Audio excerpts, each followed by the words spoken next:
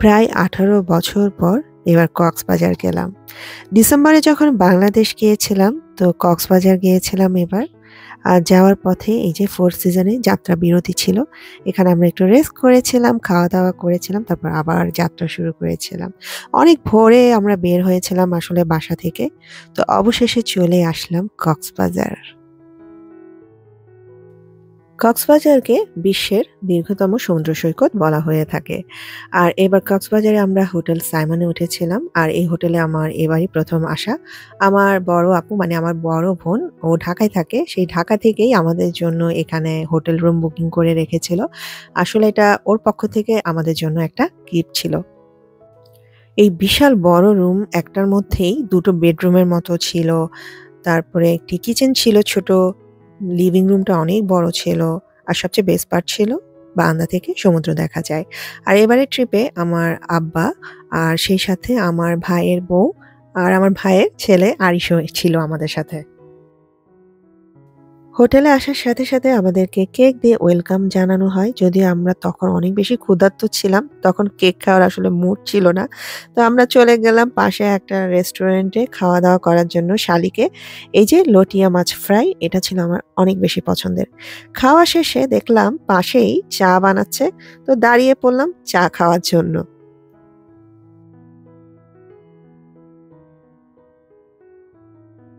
বারান্দায় দাঁড়িয়ে অপেক্ষা করছিলাম সানসেট দেখার জন্য। এত ভাল লাগছিল ওই সময়টাতে। আর আমরা কিন্তু বিচেও গিয়েছিলাম কিন্তু সেই ক্লিপগুলো আসলে নেয়া হয়নি। আর রাতে খাওয়ার পরে এই আগুন পানটা ট্রাই করেছিলাম। সবসময় ভিডিওতে দেখতাম সবাই আগুন পান খায়। তো আমারও খুব ইচ্ছা ছিল ট্রাই করার। ভালোই লেগেছে পানটা খেয়ে। খুবই মজার ছিল।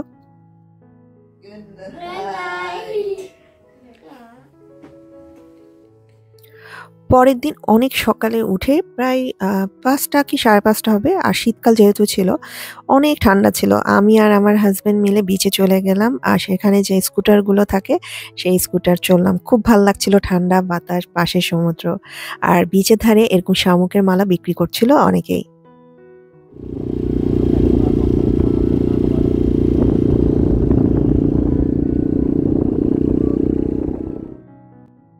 তারপর আমরা হোটেলে চলে আসলাম বুফে ব্রেকফাস্ট করলাম।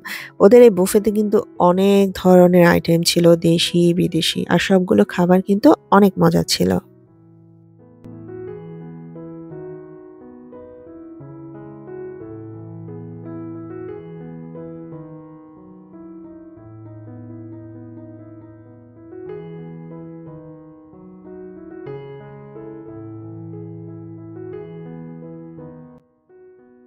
ব্রেকফাস্ট করার পরে আমরা একটু হোটেলের চারদিকে ঘোরাঘুরি করলাম যেহেতু আমরা আজকেই চলে যাব দুপুরের মধ্যে।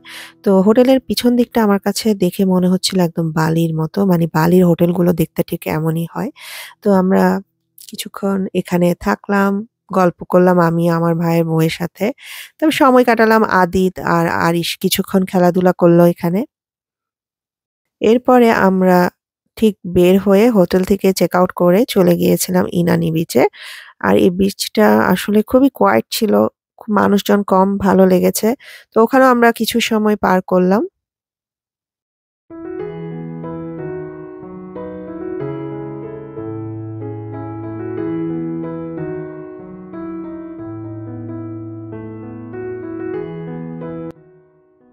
দুপুরে খাওয়ার জন্য আমরা চলে গেলাম পালঙ্কিতে। YouTube এ এটার অনেক নাম শুনেছি, সবাই অনেক রিভিউ দিয়েছিল।